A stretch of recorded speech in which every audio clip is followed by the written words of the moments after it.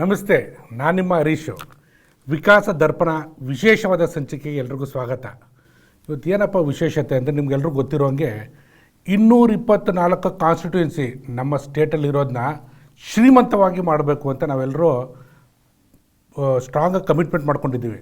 ಈ ನಿಟ್ಟಿನಲ್ಲಿ ನಮಗೆ ಸಪೋರ್ಟ್ ಸಿಸ್ಟಮ್ ಬೇಕಲ್ಲ, ಲೀಡರ್ಸ್ಗಳು ಬೇಕು. ಅದಕ್ಕೋಸ್ಕರ ಇವತ್ತು ನಮ್ಮ ಜೊತೆ ಇದ್ದಾರೆ ಒಬ್ಬರು ಡೇರಿಂಗ್ ಪರ್ಸ್ನಾಲಿಟಿ. ಎಲ್ಲರೂ ರಿಸ್ಕ್ ಇದೆಯಾ, ರೆಸ್ಪಾನ್ಸಿಬಿಲಿಟಿ ಇದೆಯಾ ಅಲ್ಲಿ ಇರೋವಂಥ ವ್ಯಕ್ತಿ, ಲೀಡರ್ಶಿಪ್ ತೊಗೊಳ್ಳೋವಂಥ ವ್ಯಕ್ತಿ. ಏನಕ್ಕೆ? ನಮ್ಮ ಬಿಸ್ನೆಸ್ ಸೆಕ್ಟರ್ಗೆ, ಇಂಡಸ್ಟ್ರೀಸ್ಗಳಿಗೆ. ಇವರು ಮೋರ್ ದೆನ್ 40 ಇಯರ್ಸು ಈ ಚೇಂಬರ್ ಆಫ್ ಕಾಮರ್ಸ್ ಅಸೋಸಿಯೇಷನಲ್ಲಿ ಆ್ಯಕ್ಟಿವ್ ಆಗಿದ್ದಾರೆ. ಆ್ಯಕ್ಟಿವ್ ಆಗಿರೋದು ಅಂದರೆ ರೆಸ್ಪಾನ್ಸಿಬಿಲಿಟಿ ತೊಗೊಂಡು ಆ್ಯಕ್ಟಿವ್ ಆಗಿದ್ದಾರೆ. ಇವತ್ತು ಇವ್ರ ಆ್ಯಬ್ಸೆನ್ಸ್ ಇತ್ತಾ ಚೇಂಬರ್ ಆಫ್ ಕಾಮರ್ಸಲ್ಲಿ ಒಂದು ದೊಡ್ಡ ಲಾಸ್ ಆಗುತ್ತೆ. ಅಷ್ಟು ಒಂದು ಆ್ಯಕ್ಟಿವ್ ಆಗಿರುವಂಥ ವರ್ಕರು ಆಗಿ ಕೆಲಸ ಮಾಡ್ತಿರುವಂಥ ವ್ಯಕ್ತಿ. ಯಾರು ಇವರು ಅಂತಂದರೆ ಮಿಸ್ಟರ್ ಆರ್ ಶಿವಕುಮಾರ್ ಅವರು ರೋಟರಿಯನ್ ಕೂಡ, ಅವರು FKCCಲಿ ಪ್ರೆಸಿಡೆಂಟ್ ಆಗಿದ್ದವರು, ಸುಮಾರು ಅಸೋಸಿಯೇಷನಲ್ಲಿ ಇದ್ದಂಥ ವ್ಯಕ್ತಿ.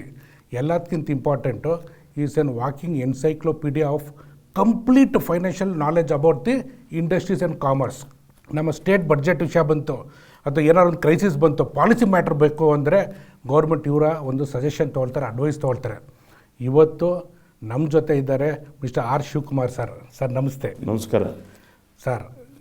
ಇದನ್ನು ಶುರು ಮಾಡೋ ಮುಂಚೆ ತಮ್ಮ ಒಂದು ಜರ್ನಿ ಸರ್, ಇದು ಈ ಒಂದು ಚೇಂಬರ್ ಆಫ್ ಕಾಮರ್ಸ್ ಬರೋ ಮುಂಚೆ ನಿಮ್ಮ ಬಾಲ್ಯ ಜೀವನದಿಂದ ಇಲ್ಲಿವರೆಗೂ ತಮ್ಮ ಜರ್ನಿ ಬಗ್ಗೆ ಹೇಳಿ ಸರ್. ನಾನು ಹುಟ್ಟಿದ್ದು ಚಾಮರಾಜನಗರದಲ್ಲಿ, ಹಳೆ ಮೈಸೂರು ಜಿಲ್ಲೆ, ಹೊಸ ಚಾಮರಾಜನಗರ ಜಿಲ್ಲೆ. ನಾನು ಹುಟ್ಟಿದ್ದು 1955 ಇಸ್ವಿ ಜೂನ್ ತಿಂಗಳಲ್ಲಿ. ಬೆಳೆದು ಬಂದಿದ್ದೀಗೆ ಉದರ ನಿಮಿತ್ತ ಅಂತಿರಲ್ಲ, ನಾನು ವ್ಯಾಪಾರಕ್ಕೋಸ್ಕರ 21 ವರ್ಷದಲ್ಲಿ ನನ್ನ ಸ್ನೇಹಿತರೊಬ್ಬರ ಜೊತೆ ಗಣಿಗಾರಿಕೆ ವ್ಯಾಪಾರ ಶುರು ಮಾಡ್ತೀನಿ. ಅಲ್ಲಿಂದ 78ಕ್ಕೆ ನಾನು ಬೆಂಗಳೂರಿಗೆ ಬರ್ತೀನಿ. ಯಾಕಂದರೆ ಚಾಮರಾಜನಗರದಿಂದ ಕಮ್ಯುನಿಕೇಷನ್ ಅಂದರೆ ನಾವು ವಿದೇಶಗಳಿಗೆ ಸಂದೇಶ ಕಳಿಸ್ಬೇಕಾದ್ರೆ ಆ ಕಾಲದಲ್ಲಿ ಕೇಬಲ್ ಬಿಟ್ಟರೆ ಇನ್ನೇನು ಇರಲಿಲ್ಲ. ಹಾಗಾಗಿ ಇಲ್ಲಿಯ ಸಂಪರ್ಕಕ್ಕೋಸ್ಕರ ನಾನೇನು ಮಾಡ್ತೀನಿ, ಬೆಂಗಳೂರಿಗೆ ಬರ್ತೀನಿ. ಬೆಂಗಳೂರಿಗೆ ಬಂದು ವ್ಯಾಪಾರನ ಹೆಚ್ಚು ಮಾಡಬೇಕು ಅನ್ನೋ ಉದ್ದೇಶಕ್ಕೋಸ್ಕರ ಭಾಳಷ್ಟು ಸಂಸ್ಥೆಗಳನ್ನ ಹೇಗೆ ವಿದೇಶಗಳ ಜೊತೆ ವ್ಯಾಪಾರ ಮಾಡಬೇಕು ಅನ್ನೋದನ್ನ ಕಲೀಲಿಕ್ಕೆ ಪ್ರಯತ್ನ ಮಾಡ್ತೀನಿ. ಆ ದಿವಸದಲ್ಲಿ ನನ್ನ ಕಾಲೇಜಿನ ದಿನದಲ್ಲಿ ಪ್ರೊಫೆಸರ್ ಚಿಂತಾಮಣಿ ಅಂತ ಇರ್ತಾರೆ. ಅವರು ಕಾಮರ್ಸ್ ಲೆಕ್ಚರರ್, ಭಾಳ influential and very knowledgeable person. ಅವ್ರು ನನಗೆ ಹೇಳ್ತಾರೆ, ನೋಡಪ್ಪ, if you want to do exports you must have a contact with the foreign consulate and chamber of commerce ಅಂತ ಫಸ್ಟ್ ನನಗೆ ಈ ಫೆಡರೇಷನ್ ಬಗ್ಗೆ, ಚೇಂಬರ್ ಆಫ್ ಕಾಮರ್ಸ್ಗೆ ಮಾಹಿತಿ ಕೊಟ್ಟವರೇ ಮನೆ ಚಿಂತಾಮಣಿಯವರು. ಅವ್ರು ಹೇಳಿದ ಮೇಲೆ ನಾನು ಫಸ್ಟು ಆ ಕಾಲದಲ್ಲಿ Indo Japanese chamber of commerce, Indo German chamber of commerce, ಈ ಥರ ವಿದೇಶಿ ಸಂಸ್ಥೆಗಳಿಗೆ ನೋಂದಾಯಿಸ್ತೀನಿ. ಆವತ್ತಿಗೆ ನೋಂದಾಯಿಸಲಿಕ್ಕೆ ಮೆಂಬರ್ಶಿಪ್ ಫೀಸು, ಸದಸ್ಯತ್ವಕ್ಕೆ 250 ರೂಪಾಯಿ ಕೊಡಬೇಕಾಗಿತ್ತು. 250 ರೂಪಾಯಿ ಭಾಳ ದೊಡ್ಡ ಅಮೌಂಟ್ ಅವಾಗ. ಮತ್ತು ಆವಾಗ ನೀವು ಹೇಳ್ದಂಗೆ ಇವಾಗ ಥರ ಇಂಟರ್ನೆಟ್ಟು ಅವೆಲ್ಲ ಇರಲಿಲ್ಲ, ಫ್ಯಾಕ್ಸ್ ಇರಲಿಲ್ಲ ಅಂತ ಇಟ್ಕೊಳ್ಳಿ. ಪ್ರತಿಯೊಂದು ನಾವು ಪತ್ರದ ಮುಖಾಂತರ ಮಾಡಬೇಕಾಗಿತ್ತು. ಸಂಕ್ಷಿಪ್ತವಾಗಿದ್ದರೆ ಕೇಬಲ್ ಮುಖಾಂತರ ಕಳಿಸ್ಬೇಕಾಯಿತು.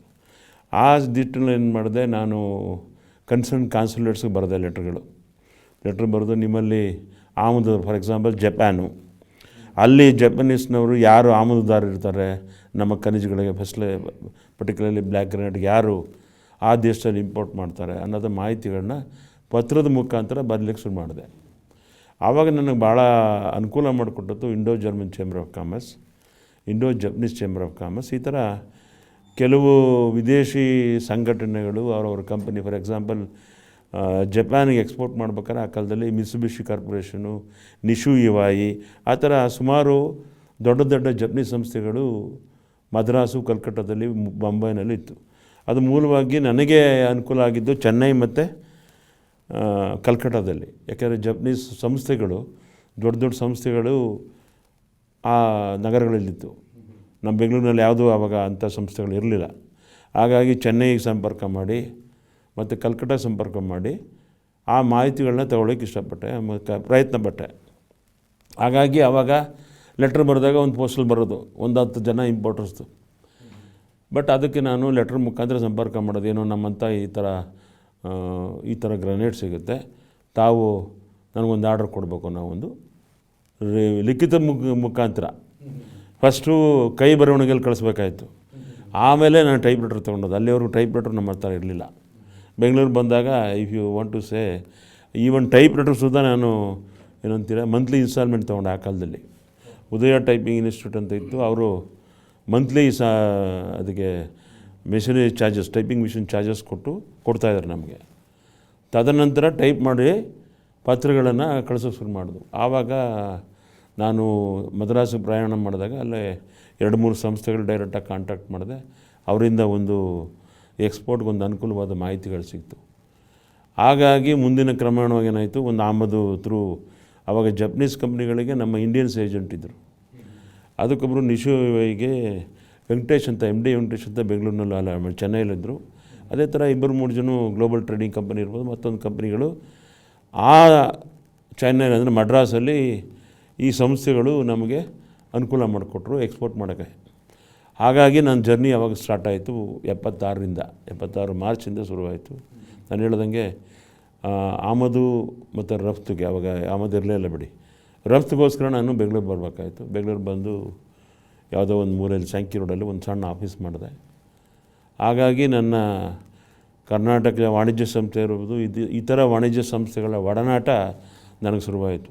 ಹಾಗಾಗಿ ನಾನು ರಫ್ತು ಮಾಡಲಿಕ್ಕೆ ನನಗೆ ಅನುಕೂಲ ಆಯಿತು. ಆವಾಗೇನಾಗಿತ್ತು, ರಫ್ತು ಮಾಡುವಾಗ ರಫ್ತು ಮಾಡಿದ ಮೇಲೆ ನಾವು ಬ್ಯಾಂಕಿಗೆ ಅದು ಬೇಕಾದಂಥ ಏನು ಎಕ್ಸ್ಪೋರ್ಟ್ ಮಾಡಿರ್ತೀವಿ ಅದು ಶಿಪ್ಪಿಂಗ್ ಡಾಕ್ಯುಮೆಂಟ್ಸ್ ಅಂತೀವಿ, ಹಡಗಿನಲ್ಲಿ ಏನು ಸಾಗಿಸ್ತೀವಿ ಅದರ ಸಂಬಂಧಪಟ್ಟ ಡಾಕ್ಯುಮೆಂಟ್ ಕೊಡ್ತಾರೆ. ಆ ಡಾಕ್ಯುಮೆಂಟನ್ನು ನಾವು ನಮ್ಮ ಬ್ಯಾಂಕಿಗೆ ಕೊಡಬೇಕು. ಆ ಕಾಲದಲ್ಲಿ ಪೋಸ್ಟಲ್ಲಿ ಅಥವಾ ಸ್ಪೆಷಲ್ ಕೊರಿಯರ್ ಇರೋದು, ಅದರಲ್ಲಿ ಮಾತ್ರ ಕಳಿಸ್ಬೇಕಾಗಿತ್ತು. ಆವಾಗ ನಮ್ಮ ಇಂಡಿಯಾದ ಇದು ಆರಿಜಿನ್ ಅನ್ನೋದಕ್ಕೆ ಆರಿಜಿನ್ ಸರ್ಟಿಫಿಕೇಟ್ ತಗೋಬೇಕು ನಾವು, ಅದನ್ನು ಚೇಂಬರ್ ಆಫ್ ಕಾಮರ್ಸ್ ತೊಗೋಬೇಕಾಗಿತ್ತು. ಹಾಗಾಗಿ ನಾನು ಆ ಕಾಲಕ್ಕೆ ಮಂಗಳೂರು ಚೇಂಬರ್ ಆಫ್ ಕಾಮರ್ಸ್ ಅಂದರೆ Canara chamber of commerce, then ಸಂಬಂಧಪಟ್ಟ ಮಡ್ರಾಸಲ್ಲಿದ್ದಾಗ ಮಡ್ರಾಸ್ ಕೆಲವರು ನಮ್ಮ ಶಿಪ್ಪಿಂಗ್ ಎಂಟ್ರಿ ತರಿಸ್ಕೊಡೋರು. ಆವಾಗ ನನ್ನ ಸಂಬಂಧ ಈ ವಾಣಿಜ್ಯ ಸಂಸ್ಥೆಗಳ ಒಡನಾಟ ಶುರುವಾಯಿತು. ಹಾಗಾಗಿ ಮುಂದಿನ ದಿನಗಳಲ್ಲಿ ನಾನು ವ್ಯಾಪಾರ ಮತ್ತೊಂದು ಮಾಡಬೇಕಾದ್ರೆ ನಾನು 78ರಲ್ಲಿ ರಫ್ತು ಭಾಳ ಕಡಿಮೆ ಆಗುತ್ತೆ. ಆವಾಗ ನಮಗೆ ಶಿಪ್ಗಳು ಮಂಗಳೂರು ಸಿಗ್ತಾ ಇರಲಿಲ್ಲ, it's available only in Chennai ಅಂದರೆ ಮಡ್ರಾಸಲ್ಲಿ ಸಿಗ್ತಿತ್ತು. ಹಾಗಾಗಿ ನಾವು ಮಡ್ರಾಸಿಂದ ಶಿಪ್ಮೆಂಟ್ ಮಾಡಬೇಕಾಯಿತು. ಚಾಮರಾಜನಗರ ಮಹದೇಶ್ ಬಿಟ್ಟು ಆದರೂ ಅಲ್ಲ ನಮ್ಮ ಸರಕನ್ನ ಅಲ್ಲಿಗೆ ಸಾಗಾಣಿಕೆ ಮಾಡಬೇಕಾಯಿತು.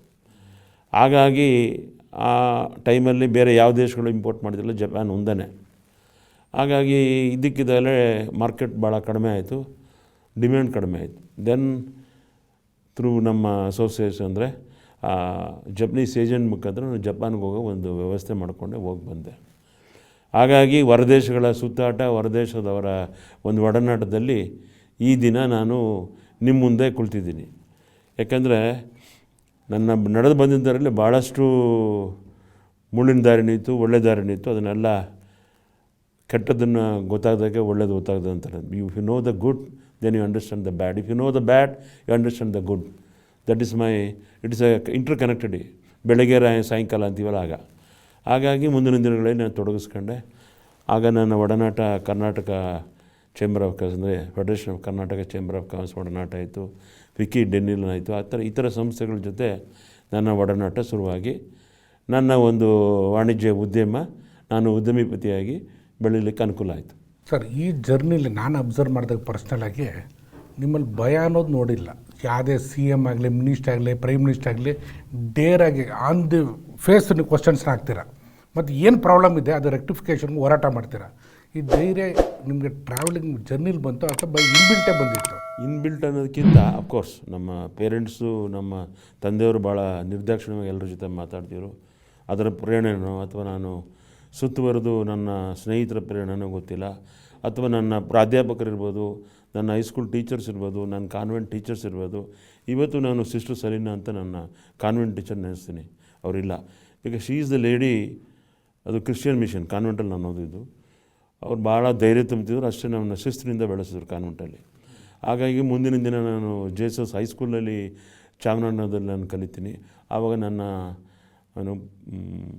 ಗುರುಗಳು ಕನ್ನಡ ಪಂಡಿತರಿರ್ಬೋದು, ಅಥವಾ ಮ್ಯಾಥಮೆಟಿಕ್ಸ್ ಇರ್ಬೋದು, ಅಥವಾ ಸೈನ್ಸ್ ಇರ್ಬೋದು. ನಾನು ಈ ದೇಶದಲ್ಲಿ ಭಾಳಷ್ಟು ಜನ ನೆನೆಸ್ಕೊತೀನಿ. ಒಬ್ಬರು SM ಅಂತ S ಮಹಾದೇವಪ್ಪ ಅಂತ ಇಂಗ್ಲೀಷ್ ಟೀಚರು, ಮತ್ತು ಕೃಷ್ಣಮೂರ್ತಿ, MR ಮಹೇಶ್ವರನ್ ಅಂತ ಗಣಿತ ಟೀಚರ್ ಅವರು. ಹಾಗೆ ಭಾಳಷ್ಟು ನಮ್ಮ ಟೀಚರ್ಸ್ ನನ್ನ ಗುರುಗಳು ಮಾಹಿತಿ ಕೊಟ್ಟವರು, ಧೈರ್ಯ ತುಂಬಿದವರು. ಹಾಗಾಗಿ ನಾನು ನಿಮ್ಮ ಮುಂದೆ ಈ ಥರ ಮಾತಾಡಲಿಕ್ಕೆ ಅನುಕೂಲ ಆಯಿತು. ಅದೇ ಥರ ಕಾಲೇಜ್ನಲ್ಲೂ ಅಷ್ಟೇ ನನಗೆ ಕನ್ನಡ ಪ್ರಾಧ್ಯಾಪಕರಾಗಿ ಬಸವರಾಜರಿದ್ದರು, ಬಸವರಾಜ್ ಅಂತಿದ್ದರು. ಮತ್ತು ಎಕನಾಮಿಕ್ಸ್ನಲ್ಲಿ KG ಮಾದೇಸ್ವಾಮಿ, YS ಭಾಳಷ್ಟು ಪ್ರಾಧ್ಯಾಪಕರು ನನಗಿದ್ದು. ಅದರಲ್ಲಿ ನಾನು ನಿಮಗೆ ಮೊದಲೇ ತಿಳಿಸ್ದಂಗೆ ಪ್ರೊಫೆಸರ್ ಚಿಂತಾಮಣಿಯವರು ನನಗೆ ಭಾಳಷ್ಟು ಸಹಾಯ ಮಾಡಿದ್ರು ರಫ್ತಿಗೆ. ಅಂದರೆ is the person who educated me out to approach foreign countries. So wherever I go I remember him because he is a person who teached me and educated me how to start your exports. ಹಾಗಾಗಿ ನನಗೆ ಧೈರ್ಯ ತುಂಬಿದವ್ರು ಭಾಳಷ್ಟು ಜನ ಇದ್ದಾರೆ. ನನಗೆ ಕಷ್ಟಗಳನ್ನು face ಮಾಡೋದ್ರಿಂದ ನನಗೆ ಧೈರ್ಯ ಆಟೋಮೆಟಿಕ್ಕಾಗಿ ಬಂತು. ಮತ್ತು ನನ್ನ ಕರ್ನಾಟಕ ವಾಣಿಜ್ಯ ಸಂಸ್ಥೆಯಲ್ಲಿ ಭಾಳಷ್ಟು ಹಿರಿಯರು, ಅಂದರೆ ಇಂದಿನ ಪಾಸ್ಟ್ ಪ್ರೆಸಿಡೆಂಟ್ಸ್ ಭಾಳಷ್ಟು ಜನ ಇದ್ದರು. ಅವರೆಲ್ಲ ಭಾಳಷ್ಟು ಅವರಿಂದ ನಾನು ಶಿಸ್ತು ಕಲಿತೆ. For example Rotarian and PDG Pandurang Shetty ಇರ್ಬೋದು, ಅವರು ಶಿಸ್ತನ್ನು ಕಳಿಸಿದ್ರು, ಹೇಗಿರಬೇಕು ಅನ್ನೋದು ಹೇಳ್ಕೊಟ್ರು. ಟೈ ಹಾಕ್ಬೇಕಾ, ಹಾಕ್ಬಾರ್ದಾ, ಶೂ ಪಾಲಿಶ್ ಮಾಡ್ಬೇಕಾ, ಇದನ್ನೆಲ್ಲ ಒಂದೊಂದು ನಾನು ನಮ್ಮ ಮಾಜಿ ಅಧ್ಯಕ್ಷರ ಹತ್ರ ಕಲಿತೆ. ಅವ್ರು ಮಾತಾಡೋ ರೀತಿ ನೋಡಿ ನಾನು ಕಲಿಯೋಕ್ಕೆ ಪ್ರಯತ್ನ ಪಟ್ಟೆ. ನನ್ನ ಉಚ್ಚಾರಣಾ ಶಕ್ತಿನ ಇಂಪ್ರೂವ್ ಮಾಡಿಕೊಂಡೆ. ನಾನು ಹೇಳಿದ್ದನ್ನು ಅಥವಾ ಕೇಳಿದ್ದನ್ನು ಹೇಳೋಕ್ಕೆ ಧೈರ್ಯ ಮೊದಲಿಂದನೂ ಇತ್ತು ನನಗೆ. ಯಾಕೆಂದರೆ ಸಾಗರ ಆಚೆನೇ ಹೋದ್ರಿಂದ ಸುಮಾರು 87 ದೇಶಗಳನ್ನು ನಾನು ವಿಸಿಟ್ ಮಾಡಿದ ಪ್ರಕಾರ ಅಲ್ಲಲ್ಲಿ ಏನು ಆಗುತ್ತೆ, ಹೇಗಾಗುತ್ತೆ ಅನ್ನೋದನ್ನು ಭಾಳಷ್ಟು ಕಲಿತೆ. ಬಟ್ ಮತ್ತೊಂದು ನಾನು ಜರ್ಮನ್ಸಿಂದ ಕಲಿತದ್ದು how you must be appear before the people. ನಿನ್ನ ಲೆಟರ್ಡಿಂದ ಹಿಡಿದು, ಪೆನ್ನಿಂದ ಹಿಡಿದು. ನಾನು ಅವಾಗ ಕನ್ನಡಕ ಹಾಕೋತಿದ್ದೆ, 28 ರೂಪಾಯಿ ಫ್ರೇಮ್ ನಂದು. ಆವಾಗ ಒಬ್ಬ ಪುಣ್ಯಾತ್ಮ ಜರ್ಮನ್ನವರು, ನಿಂದು ಲೆಟರ್ಡ್ ಈ ಥರ ಇರಬೇಕು, ನಿನ್ನ ಅಪಿಯರೆನ್ಸ್ ಈ ಥರ ಇರಬೇಕು, ನೀರೋರ ವಾತಾವರಣ ಚೆನ್ನಾಗಿರಬೇಕು, ನೀ ಬೇರೆಯವ್ರ ಜೊತೆ ಬೆರಿಬೇಕಾದ್ರೆ ಅಥವಾ ಮಿಂಗಲ್ ಆಗ್ಬೇಕಾದ್ರೆ your appearance should be very positive. ನಾವು ಹೇಳ್ತೀವಲ್ಲ ಹೋಟ್ಲಲ್ಲಿ ಯಾಕೆ ರಿಸೆಪ್ಷನ್ ಚೆನ್ನಾಗಿರಬೇಕು ಅನ್ನೋ ಆ ಒಂದು ಮಾಹಿತಿಗಳನ್ನ ಜರ್ಮನ್ಸ್ ನನಗೆ ಹೇಳ್ಕೊಟ್ರು. ಜಪನೀಸು ಕ್ವಾಲಿಟಿ ಬಗ್ಗೆ ಹೇಳ್ಕೊಟ್ರು, Germans how to behave, how to must be there before the people. When you want to do business ನಿನ್ನ ಬಿಹೇವಿಯರ್ಸ್ ಇರಬೇಕು, ಈಗ ಪಾಸಿಟಿವ್ ಆಗಿ ಅವ್ರ ಥರ ಮಾತಾಡಬೇಕು. ನನ್ನ ಲೆಟ್ರಡ್ರಿಂದ ಹಿಡಿದು ಪ್ರತಿಯೊಂದು ಅವ್ರು ಹೇಳ್ಕೊಟ್ರು. ಭಾಳ ಮಲ್ಟಿ ಕಲರು, ಭಾಳ ಅಸಹ್ಯವಾಗಿರಬಾರ್ದು, ಅದು ಸಿಂಪಲ್ಲಾಗಿ ಚೆನ್ನಾಗಿರಬೇಕು. ಈ ಥರದನ್ನೆಲ್ಲ ಜರ್ಮನ್ ಇಂಪೋರ್ಟರ್ಸ್ ನನಗೆ ಹೇಳೋದ್ರಿಂದ ನನ್ನ ಬಿಹೇವಿಯರ್ಲು ಚೇಂಜ್ ಆಯಿತು. ಭಾಳಷ್ಟು ಜನನ ಇಟಾಲಿಯನ್ಸ್ನೆಲ್ಲ ಮೀಟ್ ಮಾಡಿದಾಗ ಅವ್ರ ಧೈರ್ಯ, ಅವ್ರ ಕಠೋರತೆ, ಅವ್ರು ನಿಷ್ಠುರವಾಗಿ ಮಾತಾಡೋದು, ಇದನ್ನೆಲ್ಲ ಕಲಿತೆ. ವ್ಯಾಪಾರದಲ್ಲಿ ಒಂದೇ ಥರ ಇರಲ್ಲ ಹಾದಿ, ಅಪ್ ಆ್ಯಂಡ್ ಡೌನ್ ಇರ್ತದೆ ಅಂತ ಅನ್ನುವಾಗ ನಾನು ಆವಾಗ ರಾಮಕೃಷ್ಣ ಹೆಗಡೆ ಇರ್ಬೋದು, ಭಾಳಷ್ಟು ಜನ ಹಿರಿಯ ರಾಜಕಾರಣಿಗಳು ಮಾತಾಡೋ ದಾಟಿ ಅದನ್ನೆಲ್ಲ ನೋಡಿ, ಈ ಮಾಧ್ಯಮದಲ್ಲಿ ನೋಡಿ, ಪೇಪರಲ್ಲಿ ಓದಿ ಕಲಿತೆ. ಹಾಗಾಗಿ ನಾನು ನಿರ್ದಾಕ್ಷಿಣ್ಯವಾಗಿ, ನನಗೆ ಯಾವುದೂ ಸ್ವಾರ್ಥ ಇಲ್ಲ. ಚೀಫ್ ಮಿನಿಸ್ಟರ್ ಮೀಟ್ ಮಾಡೋದಾಗಲಿ, ಯಾವುದೇ ಮಂತ್ರಿಗಳು ಮೀಟ್ ಮಾಡುವಾಗ ನನ್ನ ಸ್ವಾರ್ಥಕ್ಕೋಸ್ಕರ ನಾನು ಯಾವಾಗಲೂ ಮಾತಾಡೋಲ್ಲ. ನಾನು ಮಾತಾಡೋದು ನಮ್ಮ ಇಂಡಸ್ಟ್ರಿ ಬಗ್ಗೆ, ಜನಗಳ ಸಮಸ್ಯೆ ಬಗ್ಗೆ, ಆ ಸಮಸ್ಯೆಗಳು ನಿವಾರಣೆ ಆಗದೆ ಹೋದರೆ ಅವ್ರ ಬಗ್ಗೆ ಮಾತಾಡ್ತೀನಿ. ಅದು ಬ್ಯಾಂಕರ್ಸ್ ಇರ್ಬೋದು, ಅಥವಾ ರಿಸರ್ವ್ ಬ್ಯಾಂಕ್ ಆಫ್ ಇಂಡಿಯಾ ಇರ್ಬೋದು, ಅಥವಾ ಯಾವುದೇ ಸಂಘ ಸಂಸ್ಥೆಯಲ್ಲಿ ನನಗೆ ಹೆದರಿಕೆ ಇಲ್ಲ, ಗೌರವ ಇದೆ. ಎಲ್ಲರ ಬಗ್ಗೆನೂ ಗೌರವ ಇದೆ. ಹಾಗಾಗಿ ನಾನು ದಿಟ್ಟತನದಿಂದ ಧೈರ್ಯವಾಗಿ, ನೇರವಾಗಿ ಎಲ್ಲರ ಜೊತೆ ಮಾತಾಡೋ ಒಂದು ನಾನು ಕಲಿತೆ ಅಂತ ಹೇಳ್ಬೋದು. ಸರ್, ನೀವು 1976ಇಂದ ಇಲ್ಲಿವರೆಗೂ ಅಂದರೆ 50 ಇಯರ್ಸ್ ರಿಚ್ ಎಕ್ಸ್ಪೀರಿಯೆನ್ಸ್ ಇದೆ. ನಾನು ತಿಳ್ಕೊಂಡಿದ್ದೆ 40 ವರ್ಷ ಅಂತ. 50 ವರ್ಷದಲ್ಲಿ ಎಷ್ಟು ಗೌರ್ನಮೆಂಟು, ಎಷ್ಟು CM, PM, ನಿಮಗೆ ಕ್ಲೋಸ್ ಸರ್ಕಲ್ ಎಲ್ಲ ನೋಡಿರ್ತೀರ ನೀವು. ಏನು ಡಿಫ್ರೆನ್ಸ್ ಸರ್ ಅವಾಗಲಿಗೂ ಇವಾಗ? ಈಗ ಅವತ್ತು ವ್ಯಕ್ತಿತ್ವಕ್ಕೆ ಬೆಲೆ ಇತ್ತು, ಭಾಳ ಗೌರವ ರಾಜಕೀಯ ವ್ಯಕ್ತಿಗಳಿಗಿತ್ತು. ನಾನು ದೇವರಾಜ ಅರಸನ ನನ್ನ ಸಣ್ಣವನು ಅವಾಗ. ಬಟ್ ವೀರೇಂದ್ರ ಪಾಟೀಲ್ ಅವರೆಲ್ಲ ಬಂದಮೇಲೆ, ರಾಮಕೃಷ್ಣ ಹೆಗಡೆ ಬಂದಮೇಲೆ ಅವತ್ತಿನ ಬಡ್ಜೆಟ್ ಎಷ್ಟಿತ್ತು? 128 ಕೋಟಿ ಇತ್ತು. ಮತ್ತು ಎಸ್ ನಿಜಗಂ ಇದ್ದಾಗ ಒಂದು ಸಣ್ಣ ಆಪಾದನೆಗೂ ಅವರು ರಾಜೀನಾಮೆ ಕೊಟ್ಟೋಗಂಥ ರಾಜಕೀಯ ಮುತ್ಸದ್ದಿಗಳಿತ್ತು. ಇವತ್ತೇನಾಗಿದೆ, ನಾವು ಒಂದು ರಾಜಕೀಯ ಮಾಡ್ಬೇಕಾದ್ರೆ ಹಣ ಇಲ್ಲದೆ ರಾಜಕೀಯ ಮಾಡಲ್ಲ ಅನ್ನೋ ಮನೋಭಾವನೆ ರಾಜಕಾರಣಿಗಳಿಗೂ ಇದೆ, ಜನಗಳಿಗೂ ಇದೆ. ಹಾಗಾಗಿ ಏನಾಗಿದೆ, ಅಂದಿನ ರಾಜ್ಯಕ್ಕೂ ಈಗಿನ ರಾಜ್ಯಕ್ಕೂ ಭಾಳಷ್ಟು ವ್ಯತ್ಯಾಸ ಇದೆ. ನಾನು ಅವತ್ತು ಹೇಳೋದು 128 ಕೋಟಿಗೆ ಎಷ್ಟು ಡೆವಲಪ್ಮೆಂಟ್ ಮಾಡೋರು. ಫಾರ್ ಎಕ್ಸಾಂಪಲ್, ಅವತ್ತಿಂದ ಇವತ್ತವರೆಗೂ ನಮ್ಮ ಕೃಷ್ಣಾ ಮೇಲ್ದಂಡೆ ಯೋಜನೆ ಆಗಲಿ, ತುಂಗಭದ್ರಾ ಡೆವಲಪ್ಮೆಂಟ್ ಆಗಲಿ ಇನ್ನೂ ಆಗ್ತಾನೆ ಇಲ್ಲ. ಯಾಕೆ? ರಾಜಕೀಯ ಇಚ್ಛಾಶಕ್ತಿ ಇಲ್ಲ. ಈಗ ನಾನು ಮೊದಲು ಈ ರಾಮಕೃಷ್ಣ ಹೆಗಡೆಯವ್ರು ಮಾತಾಡೋ ದಾಟಿ, ದೇವೇಗೌಡರು ಮಾತಾಡೋ ದಾಟಿ ಎಲ್ಲ ನಿಮ್ಗೆ ಹೇಳ್ತಿದ್ದೆ. ಆ ದಾಟಿಯಲ್ಲಿ ಒಂದು ನಿಷ್ಠುರತೆ ಇದ್ದರೂ ಜನರು ಸರ್ವಿಸ್ ಮಾಡಬೇಕು ಅನ್ನೋದಿತ್ತು, ಅಕೌಂಟಬಿಲಿಟಿ ಇತ್ತು. ಇವಾಗ ಎಲ್ಲಿದೆ ಅನ್ನೋದು ನಮ್ಮನ್ನು ನಾವೇ ಕೇಳಬೇಕಾಗಿದೆ. ನಾವು ರಾಜಕೀಯ ವ್ಯಕ್ತಿಗಳು ಕೇಳೋಕ್ಕೆ ಮುಂಚೆ ಎಲ್ಲಿದೆ ಅಕೌಂಟಬಿಲಿಟಿ ಅನ್ನೋದು ಕೇಳಾಗಿದೆ. ಈಗ 3 ಲಕ್ಷ ಈಗಲೇ ನಾವು ಬಡ್ಜೆಟ್ ಮಾಡ್ತೀವಿ. ಈಗ ಮೋರ್ ದೆನ್ 3 lakh crores ಅವ್ರ ಕರ್ನಾಟಕ ಬಡ್ಜೆಟ್. ಹಾಗಾಗಿ ಆ ವಿತರಣೆ ಇದೆಯಲ್ಲ, ಆಯಾ ವ್ಯಯ ಇದೆಯಲ್ಲ, ಅದರೆಷ್ಟರ ಮಟ್ಟಿಗೆ ನಾವು ಸಮರ್ಪಕವಾಗಿ ಆಯಾ ಬೇಕಾದ ವರ್ಕ್ಸ್ಗೆ ನಾವು ಯೂಸ್ ಮಾಡ್ತಿದ್ದೀವ, ಯಾಕೆ ಆಗ್ತಿಲ್ಲ, ಅಕೌಂಟಬಿಲಿಟಿ ಎಲ್ಲೋಯ್ತು. ಇನ್ನೊಂದು ಸಲ 2013 ಹೊಸದಾಗಿ ಸಿದ್ದರಾಮಯ್ಯನವರು ಆಯ್ಕೆ ಆದಾಗ ನನ್ನ ಒಡನಾಟದಲ್ಲಿ ನಾನು ಅವರು ಈ MP ಎಲೆಕ್ಷನ್ ಬಂದಾಗ, ಆವಾಗ MP ಎಲೆಕ್ಷನ್ ನಡೀತಾ ಇತ್ತು. ಒಂದು ಮಾತು, ಚುನಾವಣೆ ವೆಚ್ಚದ ಬಗ್ಗೆ ಒಂದು ಮಾತು, ನೋಡಯ್ಯ ಎಲ್ಲರೂ ದುಡ್ಡು ಮಾಡ್ತಾರೆ, ಚುನಾವಣೆಗೆ ಯಾರೂ ವೆಚ್ಚ ಮಾಡಲ್ಲ ಅನ್ನೋ ಭಾವನೆ ಅವರಿಂದನೇ ಬಂತು. ಆ ಸಿದ್ದರಾಮಯ್ಯ ಅಂದರೆ 2013 ಇವಾಗಿನ ಬಗ್ಗೆ ನಾನು ಹೇಳೋಕ್ಕೆ ಬರೋಲ್ಲ. ಆದರೆ ಅವ್ರಿಗೆ ಎಷ್ಟು ಅಕೌಂಟಬಿಲಿಟಿ ಬಂದಾಗ ಆ ಸಿದ್ದರಾಮಯ್ಯ 2013 ಸಿದ್ದರಾಮಯ್ಯನಾಗಿತ್ತು. ಅವ್ರು ಎಷ್ಟೇ ನಾನು ಬಡ್ಜೆಟು ಮಾಡಿದೆ ಅಂದ್ರೂ ಹೇಗೆ ನಾವು ಸಮರ್ಪಕವಾಗಿ ಅದು ಯೂಸ್ ಮಾಡ್ತೀವಿ ಅನ್ನೋದು ದೊಡ್ಡ ಒಂದು ಪ್ರಶ್ನೆ. ಆಡಿಟ್ ಜನರಲ್ ಆಡಿಟ್ ಮಾಡ್ಬೋದು, ಎಲ್ಲಿ ಹೋಗುತ್ತೆ, ಏನಾಗುತ್ತೆ, ಯಾವುದೋ ಪ್ರಾಜೆಕ್ಟ್ ನಾವು ಇಂಪ್ಲಿಮೆಂಟ್ ಮಾಡಿದಾಗ ಅದ್ರ ಸಮರ್ಪಕವಾಗಿ ಆಗುತ್ತಾ, ಆಯಾ ವರ್ಷದಲ್ಲಿ ಆಗಬೇಕು. ಈಗ ನಾವು ಯಾವುದೇ ಒಂದು ರೋಡು, ಒಂದು ರಸ್ತೆ ಮಾಡಬೇಕು ಅಂದರೆ, ಒಂದು NH ಮಾಡಬೇಕು ಅಥವಾ ಸ್ಟೇಟ್ ಹೈವೇ ಮಾಡ್ಬೇಕಾದ್ರೆ, ಸಪೋಸ್ ನಾವು 50 ಕೋಟಿ ಒಂದು ಎಸ್ಟಿಮೇಟ್ ಮಾಡಿದರೆ, ನೀವು 2 ವರ್ಷ ಕಳೆದು ಮಾಡ್ತೀನಿ ಅಂದರೆ ಡಬಲ್ ಆಗುತ್ತೆ. ಬಿಕಾಸ್ ಎಸ್ಟಿಮೇಟೆಡ್ ಕಾಸ್ಟ್ ಜಾಸ್ತಿ ಆಗುತ್ತೆ. ಹಾಗಾಗಿ ನಾವೇನು ಅನುಮೋದನೆ ಮಾಡಿ ಒಂದು ಪ್ರಾಜೆಕ್ಟ್ ಇಂಪ್ಲಿಮೆಂಟ್ ಮಾಡ್ತೀವಿ, ಅದನ್ನು ಫ್ರೇಮ್ವರ್ಕ್ ಅಂದರೆ ಆಯಾ ಯಾವ ದಿನ ಅಥವಾ ಯಾವ ತಿಂಗಳುಗಳಲ್ಲಿ ಮಾಡಬೇಕು ಅಂತ ಅದನ್ನು ಮಾಡಬೇಕು. ಅದು ಮಾಡದೆ ಹೋದ್ರೆ ಏನಾಗುತ್ತೆ, ₹1 ನಾವು ₹10 ಖರ್ಚು ಮಾಡಬೇಕಾಗತ್ತೆ.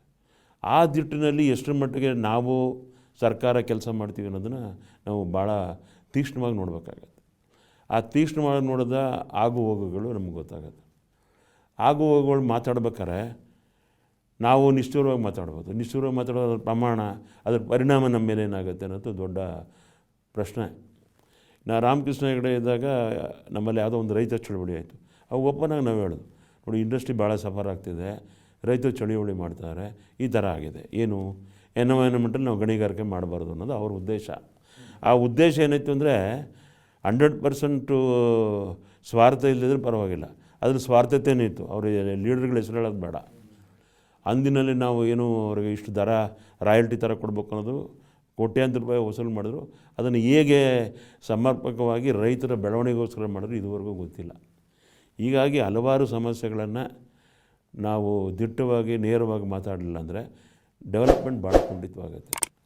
ಯಾಕೆ ಡೆವಲಪ್ಮೆಂಟ್ ಈಗ ನಾವು 2.5 ವರ್ಷದಲ್ಲಿ ಈ ಕೆಲಸ ಆಗಿಲ್ಲ, ಆ ಕೆಲಸ ಆಗಿಲ್ಲ ಅಂತೀವಿ. ಯಾಕಾಗಿಲ್ಲ? ನಮ್ಮ ಶಾಸಕರು ಹೇಳ್ತಾರೆ ನಮಗೆ ಬೇಕಾದಷ್ಟು ಬಡ್ಜೆಟ್ಟು ತಾಲೂಕು ಲೆವೆಲ್ ಕೊಡ್ತಾಯಿಲ್ಲ ಅಂತ. ಈಗ ನೀವು ಹೇಳ್ತಿದ್ದೀರಾ 224 ತಾಲೂಕನ್ನು ಸಮರ್ಪಕವಾಗಿ ಕಲ್ಯಾಣ ಕರ್ನಾಟಕ ಮಾಡಬೇಕು. ನಾನು ಉತ್ತರ ದಕ್ಷಿಣ ಕರ್ನಾಟಕದ ಬಗ್ಗೆ ಮಾತಾಡ್ತೀನಿ. ಎಲ್ಲ ಡಿಸ್ಟ್ರಿಕ್ಗಳು, ಅದು ಚಾಮರಾಜನಗರದಿಂದ ಬೀದರ್ ಆಗಿರ್ಬೋದು, ನಂಜನಗೂಡಿಂದ ಬಾಗಲಕೋಟೆ ಇರ್ಬೋದು, ಎಲ್ಲ ಡಿಸ್ಟ್ರಿಕ್ಗಳು ಸಮರ್ಪಕವಾಗಿ ಬೆಳಬೇಕಾದ್ರೆ ನಾವು ಈಕ್ವಲ್ಲಾಗಿ ಡೆವಲಪ್ಮೆಂಟ್ ನೋಡಬೇಕು. ಈಗ ನಮ್ಮಲ್ಲಿ ಏನಾಗಿದೆ, ಬೆಂಗಳೂರು ನಗರ ಸುತ್ತನೇ ಅಭಿವೃದ್ಧಿ ಆಗ್ತಾಯಿದೆ. ಯಾಕೆ ಹೋಗಲ್ಲ ಹೊರಗಡೆ ಬೇರೆ? ಅಲ್ಲಿ ನಿಮಗೆ ಬೇಕಾದಂಥ ಮೂಲಭೂತ ಸೌಕರ್ಯ ಇಲ್ಲ. ಎಲ್ಲಿ? Tyre 2, tyre 3 ಸಿಟಿನಲ್ಲಿ. ಟೈರ್ 2, ಟೈರ್ 3 ಸಿಟಿನಲ್ಲಿ ನಮಗೆ ಸಮರ್ಪಕವಾದ ಮೂಲಭೂತ ಅಂದರೆ ಇನ್ಫ್ರಾಸ್ಟ್ರಕ್ಚರ್ ಇದ್ದರೆ ಖಂಡಿತ ಉದ್ಯಮಿ ಹೋಗ್ತಾನೆ. ಈಗ ಒಂದು ಎಕ್ಸಾಂಪಲ್ ಕೊಡ್ತೀನಿ. ನಾನು 95 ಜೈಪುರ್ಗೆ ಹೋಗ್ಬೇಕಾದ್ರೆ 2 ದಿವಸ ಬ್ರಾಕ್ ಫ್ಲೈಟ್ ಇರಲಿಲ್ಲ. ನಾನು ಬಾಂಬೆನಲ್ಲ ಡೆಲ್ಲಿನಲ್ಲಿ ಇಳಿದು ಒಂದು ದಿವಸ ಸ್ಟೇ ಮಾಡಿ ನೆಕ್ಸ್ಟ್ ಡೇ ಹೋಗ್ಬೇಕಾಯ್ತು. ಇವತ್ತು ನಮಗೇನಾಗಿದೆ, ಬೆಂಗಳೂರಿಂದ ಡೈಲಿ ಫ್ಲೈಟ್ಸ್ ಇದೆ ಎಲ್ಲಿಗೆ? ಜೈಪುರಕ್ಕೆ. ಹೋಗಿ ಬರಲಿಕ್ಕೆ ಅನುಕೂಲ ಆಯಿತು. ಬೆಂಗಳೂರಿನವ್ರು ಅಲ್ಲಿ ಇನ್ವೆಸ್ಟ್ ಮಾಡಿ, ಇನ್ಫೋಸಿಸ್ ಇನ್ವೆಸ್ಟ್ ಮಾಡಿದೆ, ಭಾಳಷ್ಟು ಜನ ಅಲ್ಲಿ ಇನ್ವೆಸ್ಟ್ ಮಾಡಿದ್ದಾರೆ. ಆ ಥರ ಯಾವುದೇ ಪ್ರದೇಶದಲ್ಲಿ ಒಬ್ಬ ಉದ್ಯಮಿಪತಿ ಹೋಗಿ ಬರಲಿಕ್ಕೆ ಅನುಕೂಲ ಆಗುತ್ತೋ ಆವಾಗ ಅವನು ಇನ್ವೆಸ್ಟ್ ಮಾಡೋಕ್ಕೂ ಇಷ್ಟಪಡ್ತಾರೆ. ಯಾವಾಗ ನಾವು ಹೋಗಿ ಬರಲಿಕ್ಕೆ ಭಾಳ ತೊಂದರೆ ಆಗುತ್ತೋ ಅದು ಬೇಕಾದಂಥ ಸಮರ್ಪಕವಾದ ಮೂಲಭೂತ ಸೌಕರ್ಯ, ಅದು ನೀರಿರ್ಬೋದು, ವಿದ್ಯುತ್ ಶಕ್ತಿ ಇರ್ಬೋದು, ಇವೆಲ್ಲವೂ ಎಲ್ಲ ಕಡೆ ದೊರಕಬೇಕು. ಆವಾಗ ಸಮಾನವಾಗಿ ನೀವು ಹೇಳಿದಂಗೆ ಎಲ್ಲ 31 ಡಿಸ್ಟ್ರಿಕ್ಕು, ಎಲ್ಲ 224 ಕಾನ್ಸ್ಟಿಟ್ಯೂಷನು ಡೆವಲಪ್ ಆಗುತ್ತೆ. ಅಲ್ಲಿ ಪ್ರತಿಯೊಬ್ಬ MLA ಶಾಸಕರು ಬಲವಂತವಾಗಿರ್ಬೇಕಂದ್ರೆ ಭಾಳ ಚೆನ್ನಾಗಿರ್ಬೇಕಂದ್ರೆ ನೋಡ್ಲಿಕ್ಕೆ ಸುಂದರವಾಗಿರ್ಬೇಕು ಅಂತಲ್ಲ, ಅವರ ಕೆಲಸಗಳನ್ನು ಅವರ ತಾಲೂಕು ಮಟ್ಟದಲ್ಲಿ ಎಲ್ಲ ಥರದ ಅನುಕೂಲಗಳು ಬರೀ ರೈತರಿಗೊಬ್ಬರೇ ಎಲ್ಲರಿಗೂ ಅನುಕೂಲ ಆಗಬೇಕು. ವಿದ್ಯಾವಂತರಿಗೆ ಕೆಲಸದ ಅವಕಾಶ ಸಿಗಬೇಕು. ಉದ್ಯಮಿಪತಿಗಳು ಅಲ್ಲಿ ಸಮರ್ಪಕವಾಗಿ ಅವರು ಇನ್ವೆಸ್ಟ್ ಮಾಡೋ ಅನ್ನೋ ಅನುಕೂಲ ಇರಬೇಕು, ವಾತಾವರಣ ಇರಬೇಕು. ಈಗ ನಾನೊಂದು ಎಕ್ಸಾಂಪಲ್ ಕೊಡ್ತೀವಿ. ಚಾಮರಾಜನಗರದಲ್ಲಿ 2013-14 ನಾವೊಂದು ಕೊಯಮತ್ತೂರು ಇನ್ವೆಸ್ಟರ್ ಮೀಟ್ ಅಂತ ನಮ್ಮ ಮುಖ್ಯಮಂತ್ರಿ ಸಿದ್ದರಾಮಯ್ಯ, ಮಾದೇವ ಪ್ರಸಾದ್, ದೇಶಪಾಂಡೆ ಅವರು ಎಲ್ಲರನ್ನೂ ಕರ್ಕೊಂಡೋಗಿ ಒಂದು ಇನ್ವೆಸ್ಟರ್ ಮೀಟ್ ಮಾಡಿದ್ವಿ ಎಲ್ಲಿ ಕೊಯಮತ್ತೂರಲ್ಲಿ. ಆಗ ಜಯಲಲಿತಾ ಅವರು chief minister. Entire industry was there ಕೊಯಮತ್ತೂರಲ್ಲಿ. ಕೊಡಿಸಾ ಅನ್ನೋ ಜಾಗದಲ್ಲಿ ನಾವು ಒಂದು ಇನ್ವೆಸ್ಟ್ಮೆಂಟ್ ಮೀಟ್ ಮಾಡಿದ್ವು. ಸುಮಾರು 12,000 ಕೋಟಿ ಆವಾಗ MOU ಆಯಿತು.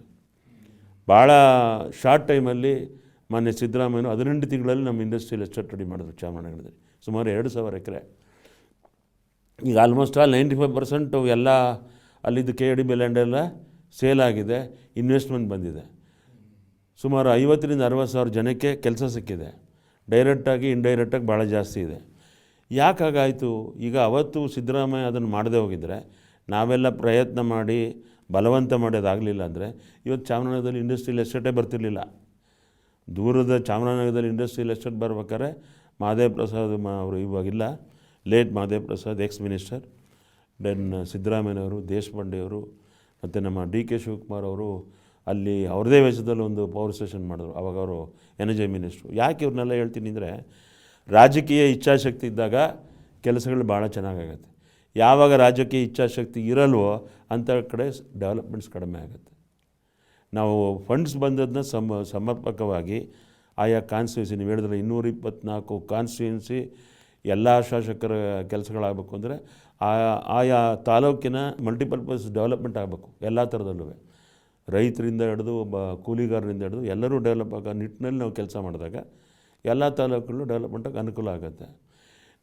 ನಾವು ಫಾರ್ ಎಕ್ಸಾಂಪಲ್ ಚಾಮರಾಜನಗರದಿಂದ ಕೊಯಮತ್ತೂರು ಕನೆಕ್ಟಿವಿಟಿ ಮೇಟುಪಾಳ್ಯಂಗೆ ರೈಲ್ವೇನ ಬರಬೇಕು ಅಂತ ನಮ್ಮ ತಾತ ಹೇಳ್ತಿದ್ರು ನನಗೆ, ಇದು ರೈಲ್ ಬರಬೇಕು ಅಂತ. ಬಟ್ ಇವತ್ತರೆಗೂ ನಾನು ಪ್ರತಿ ತಿಂಗಳು ಒಂದು 10-12 ಪತ್ರ ಬರಿತೀನಿ. ಯಾರಿಗೆ? ಸೆಂಟ್ರಲ್ ಗೌರ್ಮೆಂಟ್ಗೆ, ನಮ್ಮ ಸ್ಟೇಟ್ನವ್ರಿಗೆ ಬರಿತೀನಿ, MP ಗಳಿಗೆ ಬರಿತೀನಿ. ಇದುವರೆಗೂ ಆ ಮೂಲಭೂತ ಸೌಕರ್ಯ ಆಗಿಲ್ಲ. ಯಾಕೆ ಅಂದರೆ ಅದಕ್ಕೊಂದು ಫೀಸಿಬಲ್ ರಿಪೋರ್ಟ್ ಆಗಲ್ಲ ಅಂತಾರೆ. ಯಾವಾಗ ನಾವು ಎಲ್ಲದಕ್ಕೂ ಫೀಸಿಬಲ್ ರಿಪೋರ್ಟ್ ಮಾಡೋಕ್ಕಲ್ಲ. ಸರ್ಕಾರ ವ್ಯಾಪಾರ ಮಾಡೋ ಮಿಷಿನ್ ಆಗಬಾರ್ದು, ಸರ್ಕಾರ ಸೇವೆ ಮಾಡೋ ಅಂಥ ಮಿಷಿನ್ ಆಗಬೇಕು. ಜನಗಳ ಸೇವೆ ಮಾಡಬೇಕು. ಕನೆಕ್ಟಿವಿಟಿದಾಗ ಏನಾಗುತ್ತೆ? ಒಂದು ಎಕ್ಸಾಂಪಲ್, ಚಾಮರಾಜನಗರ ಮೇಟುಪಾಳ್ಯಂ ಕನೆಕ್ಟಿವಿಟಿದಾಗ ಏನಾಗುತ್ತೆ?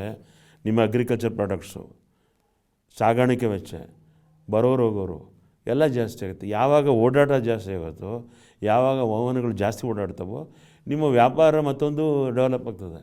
ನಮ್ಮಲ್ಲಿ ಅರಿಶಿನ ಮತ್ತು ಕಬ್ಬು ಬೆಳೀತಾರೆ. ಈ ಅರಿಶಿನ ನಾವು ಅಲ್ಲಿ ಬೆಳೆದದ್ದನ್ನು ಸಾಗಾಣಿಕೆ ಹೆಂಗೆ ಮಾಡಬೇಕು? Every time we are depend on truck load. ಅದೇ ಟ್ರೈನ್ ಆಗಿದ್ದರೆ ಕಾಸ್ಟ್ ಆಫ್ ಟ್ರಾನ್ಸ್ಪೋರ್ಟೇಷನ್ ಕಡಿಮೆ ಆಗುತ್ತೆ. ರೈತ ಬೆಳೆದಂಥ ತಕ್ಷಣ ತೊಗೊಂಡೋಗ್ಬೋದು. ನಿಮಗೆ ಬೆಂಗಳೂರಿಗೂ ಚಾಮರಾಜನಗರಕ್ಕೂ ಅನುಕೂಲ ಇದ್ದರೆ ಅಲ್ಲಿ ಬೆಳೆದಂಥ ರೈತ ಬೆಳೆದಂಥ ತರಕಾರಿ ಮತ್ತೊಂದು ಬೆಳೆಗಳನ್ನು ಸಾಗಾಟ ಮಾಡ್ಬೋದು. ಜನರು ಓಡಾಡಲಿಕ್ಕೆ ಅನುಕೂಲ ಆಗುತ್ತೆ. ಈಗ ಮೈಸೂರು ಬೆಂಗಳೂರಿನಲ್ಲಿ ಎಷ್ಟು ರೈಲು ಓಡಾಡ್ತಾವೆ? ಯಾಕೆ? Why it is developed between Mysuru and Bangalore ಅಂದರೆ ವಾಹನ ದಟ್ಟಣೆ ಮತ್ತು ಓಡಾಡಲಿಕ್ಕೆ ಅನುಕೂಲಗಳಿದೆ. ಹಾಗಾಗಿ ಎರಡೂ ಸಿಟಿ ಇವತ್ತು ಡೆವಲಪ್ ಆಗ್ತಿದೆ, ಅಲ್ಲೂ ಹೆಚ್ಚಿಗೆ ಇಂಡಸ್ಟ್ರಿ ಬಂದಿದೆ. ಹಾಗಾಗಿ ನಾವು ಎಲ್ಲ ಜಿಲ್ಲೆಗಳಿಗೆ ಸಮರ್ಪಕವಾದ ಮೂಲಭೂತ ಸೌಕರ್ಯ, ಸಂಪರ್ಕ. ನಾವು ಬೀದರ್ಗೆ ಹೋದ್ರೂ ನಾನು ಇಂಟರ್ನೆಟ್ ವರ್ಕ್ ಆಗಬೇಕು. ಇಲ್ಲಿ ಎಷ್ಟು ಮಟ್ಟಿಗೆ ಟವರ್ಗಳು ವರ್ಕ್ ಆಗುತ್ತೆ ಹೇಳಿ? ನಾವು ಎಷ್ಟೋ ಬೆಂಗಳೂರಿನಲ್ಲಿ ಎಷ್ಟೋ ಕಡೆ ನಮಗೆ ಇಂಟರ್ನೆಟ್ಟು ಕನೆಕ್ಟಿವಿಟಿ 5G ಬರೋದೇ ಇಲ್ಲ. ಹಾಗಾಗಿ ಕನೆಕ್ಟಿವಿಟಿನ ವೈಜ್ಞಾನಿಕವಾಗಿ ನೋಡ್ಬೇಕು ನೀವು. ಎಲ್ಲದೂ ಅಷ್ಟೇ. ಇವಾಗ ನಾವು ಯಾವುದೇ ಪ್ರಾಜೆಕ್ಟ್ ಮಾಡಿದ್ರು ವೈಜ್ಞಾನಿಕವಾಗಿ ಚಿಂತನೆ ಮಾಡಿದಾಗ ಅದು ವೈಜ್ಞಾನಿಕವಾಗಿ ನಡ್ಕೊಂಡು ಹೋಗುತ್ತೆ. ನಾವು ಬಡ್ಜೆಟ್ ಅಲೋಕೇಶನ್ ಮಾಡಿದ್ರೆ ಆಗಲ್ಲ. ಈಗ ನಮ್ಮಲ್ಲಿ ಟನಲ್ ರೋಡ್ ಮಾಡಬೇಕು, ಮೂಲಭೂತ ಕನೆಕ್ಟಿವಿಟಿ ಮತ್ತು ಟ್ರಾಫಿಕ್ ಡೆನ್ಸಿಟಿ ಕಡಿಮೆ ಆಗಬೇಕು ಅಂತ ಬೆಂಗಳೂರಿನಲ್ಲಿ ಮಾನ್ಯ DK ಶಿವಕುಮಾರ್ ಅವರು ಮತ್ತು ಉನ್ನತಾಧಿಕಾರಿಗಳು ಥಿಂಕ್ ಮಾಡ್ತಾರೆ. ಇವಾಗ ಅಡ್ವಾನ್ಸ್ ಟೆಕ್ನಾಲಜಿ ಇದೆ. ನಾವು ಕಾಶ್ಮೀರದಲ್ಲಿ ಟನಲ್ ಮಾಡಿಲ್ವೇ? ಎಷ್ಟೋ ಈಸ್ಟರ್ನ್ ಸ್ಟೇಟ್ಸಲ್ಲಿ ಟನಲ್ ರೋಡ್ಗಳು ಮಾಡಿದ್ದೀವಿ. ಇಲ್ಲಿ ರಾಜಕೀಯ ಇಚ್ಛಾಶಕ್ತಿ ಕೊರತೆನೋ ಯಾವ ಕೊರತೆ ನನಗೆ ಇನ್ನೂ ಅರ್ಥ ಆಗ್ತಿಲ್ಲ. ನೀವು ಅವಾಗ ಏನು ಮಾಡಬೇಕು? ಟೆನ್ನಸ್ ಮಾಡ್ಬೇಕಾದ್ರೆ ನಾನು ನಿಮ್ಮ ಮುಖಾಂತರ ರಾಜಕೀಯ ಹಿರಿಯ ಮುತ್ಸದ್ದಿಗಳಿಗೆ ಹೇಳ್ತೀನಿ, ನೀವು ಬುದ್ಧಿಜೀವಿಗಳನ್ನ ಜೊತೆಗೆ ತೊಗೊಳ್ಳಿ. Take confidence with the citizen of the city. ಅವ್ರನ್ನ ಯಾರು ಮಾತಾಡ್ತಾರೆ ಅವ್ರು ಕರೆದು ಮಾತಾಡಿಸಿ. ಆವಾಗ ಏನಾಗುತ್ತೆ? ನಿಮ್ಮ ಟನಲ್ ಪ್ರಾಜೆಕ್ಟ್ ಈಸಿ ಆಗುತ್ತೆ. ಆಮೇಲೆ ಅದನ್ನು ಕಾಸ್ಟ್ ಎಷ್ಟು ಕಡಿಮೆ ಮಾಡ್ಬೋದು? ವೈಜ್ಞಾನಿಕವಾಗಿ ಚಿಂತನೆ ಮಾಡಿ. ಈಗ ಗಡ್ಕರಿಯವರು ಬಂದಮೇಲೆ ಹೌದು he made so much of roads. Is not A magician but is political will. 36 ಕೋಟಿ ಆಗೋದನ್ನು 18 ಕೋಟಿಗೆ ಹೇಗೆ ಮಾಡ್ಬೋದು ಅಂತ ಚಿಂತನೆ ಮಾಡ್ತಾರೆ. ಈ take collectively the decision and advice of the experts in the particular infrastructure or road ಡೆವಲಪ್ಮೆಂಟಲ್ಲಿ. ಅವಾಗೇನಾಗುತ್ತೆ? ಒಟ್ಟಾರೆ cost of production, cost of estimates ಕಡಿಮೆ ಆಯಿತು. ಯಾಕೆ? ಪ್ರತಿ ವರ್ಷ ಎಸ್ಟಿಮೇಟ್ ಜಾಸ್ತಿ ಆಗುತ್ತವೆ. ಯಾವಾಗ ನೀವು ವೈಜ್ಞಾನಿಕ ಚಿಂತನೆ ಮಾಡ್ತೀರೋ, ವಿಜ್ಞಾನ ಅಳವಡಿಸ್ಕೊತೀರೋ, ಆವಾಗ ಇವೆಲ್ಲವೂ ಆಗಲಿಕ್ಕೆ ಅನುಕೂಲ ಆಗುತ್ತೆ. ಇಲ್ಲವ್ರು ಏನಾಗುತ್ತೆ, ಪ್ರತಿ ವರ್ಷ ನೀವು ಹೇಳ್ದಂಗೆ ಎಸ್ಟಿಮೇಟ್ ಜಾಸ್ತಿ ಹೋಗ್ತದೆ. ಅದನ್ನು ಕಡಿಮೆ ಮಾಡೋದು ಹೇಗೆ, ಯಾವ ಥರ ನಾವು ರಾ ಮೆಟೀರಿಯಲ್ ಕಡಿಮೆ ಮಾಡ್ಬೋದು, ಎಷ್ಟು ಕಾಸ್ಟ್ ಆಫ್ ಪ್ರೊಡಕ್ಷನ್ ಕಡಿಮೆ ಮಾಡ್ಬೋದು, ಆ ದಿಸೆಯಲ್ಲಿ ನಾವು ಚಿಂತೆ ಮಾಡಿದಾಗ ಇವೆಲ್ಲ ಸಮರ್ಪಕವಾಗಿ ಆಗುತ್ತೆ. ಅದು ಯಾರು ಮಾಡಬೇಕು? ರಾಜಕೀಯ ಇಚ್ಛಾಶಕ್ತಿ ಬರಬೇಕು. ಒಬ್ಬ ಶಾಸಕನಿಗೆ ಎಲ್ಲ ಥರವಾದ ಜ್ಞಾನ ಇರಬೇಕು. ನಾನು ಇಲ್ಲಿ ರಾಯರೆಡ್ಡಿ ಬಗ್ಗೆ ಒಂದು ಮಾತಾಡಬೇಕು. ರಾಯರೆಡ್ಡಿ ಆ ಕಾಲದಲ್ಲಿ ವಿಧಾನಸಭೆಯಲ್ಲಿ ಟಿ ವಿ ತಂದರು. ಟಿ ವಿ ಅಂದರೆ ಸಭೆಯಲ್ಲಿ, ವಿಧಾನಸಭೆಯಲ್ಲಿ, ಶಾಸಕಾಂಗನಲ್ಲಿ ಏನೇನು ನಡೀತದೆ ಅನ್ನೋದು ಒಂದು ರೂಮಲ್ಲಿ ಕೂತು ನೋಡ್ಬೋದು. ಮತ್ತು ಅವ್ರನ್ನ ಸ್ಪೆಷಲ್ ರೆಪ್ರೆಸೆಂಟೇಟಿವ್ ಡೆಲ್ಲಿಗೆ ಮಾಡಿದರು. ದೋಸ್ ಡೇಸ್ ಈ ಕ್ಯಾರಿಡ್ ಈಸ್ ಕಂಪ್ಯೂಟರ್ ಸಿಸ್ಟಮ್ ತಂದರು. ಈಗ ಅವ್ರು ತಂದಾಗ ನಾವೆಲ್ಲ ಕಡೆ ಎಲ್ಲಿ ನಡೆದ್ರು ನಾವು ಯಾವ ದೇಶದಲ್ಲಿ ಕೂತಿದ್ದು ನಮ್ಮಲ್ಲಿ ಸಭೆಯಲ್ಲಿ ಏನು ನಡೀತದೆ ವಿಧಾನಸಭೆಯಲ್ಲಿ ಅಂತ ನೋಡ್ಬೋದು. ಯಾಕೆ ಈ ಮಾತಾಡ್ತೀನಿ, ಆ ವೈಜ್ಞಾನಿಕ ಚಿಂತನೆ ಅವತ್ತು ಬಂದಕ್ಕೆ ಇವತ್ತೆಲ್ಲ ಮಾತಾಡ್ತೀವಿ. ಇವತ್ತು ಡಿ ಕೆ ಶಿವಕುಮಾರ್ ಅವರು ಭಾಳ ಪಾಸಿಟಿವ್ ವರ್ಕ್ ಮಾಡೋದಕ್ಕೆ ತಾನೆ ನಾವು ಇಷ್ಟೆಲ್ಲ ಡೆವಲಪ್ಮೆಂಟ್ ಮಾಡ್ತೀವಿ. ಅಟ್ಲೀಸ್ಟ್ ಅವರು ಆ ಪ್ರಾಜೆಕ್ಟ್ ಇಂಪ್ಲಿಮೆಂಟ್ ಮಾಡ್ತಾರೋ ಅದು ಬೇರೆ ವಿಷಯ, ಆ ದಿಸೆಯಲ್ಲಿ ಕೆಲಸ ಮಾಡ್ತಾರೆ. ಯಾವಾಗ ನೀವು ಆ ನಿಟ್ಟಿನಲ್ಲಿ ಕೆಲಸ ಮಾಡ್ತೀರೋ, ಮುಂದೆ ಬರೋವಂಥವ್ರು ಅಥವಾ ಯಾರು ಬರ್ತಾರೋ ಅವ್ರು ಕೆಲಸ ಮಾಡೋಕ್ಕೆ ಅನುಕೂಲ ಆಗುತ್ತೆ. ಅವ್ರಿಗೊಂದು ಒಳ್ಳೆಯ ಮಾರ್ಗದರ್ಶನ ನಾವು ಹಾಕ್ಕೊಟ್ರೆ ಮುಂದೆ ಬರೋವಂಥ ರಾಜಕಾರಣಿಗಳಿರ್ಬೋದು, ಯುವಕರಿರ್ಬೋದು ಆ ಕೆಲಸ ಮಾಡ್ಕೊಂಡೋಗ್ತಾರೆ. ಆ ನಿಟ್ಟಿನಲ್ಲಿ ನಾವು ಕೆಲಸ ಮಾಡಬೇಕು. ಸರ್, ನೀವು ಎಷ್ಟೆಲ್ಲ ಹೇಳಿದ್ರಿ. ನೀವು ನೋಡಿ, ನಾವು ವಿಕಾಸ ದರ್ಪಣ ಏನಕ್ಕೆ ಮಾಡ್ತಾಯಿದ್ದೀವಿ ಅಂದರೆ ಸ್ಟುಡಿಯೋಲ್ಲಿ ಕೂತ್ಕೊಂಡು ಹೇಳೋ ಸುಲಭ, ಪ್ರಾಕ್ಟಿಕಲಾಗಿ ಏನು ನಡೀತಿದೆ ಅಂತ ಅವ್ರು ಹೇಳ್ತಾ ಇದ್ದಾರೆ.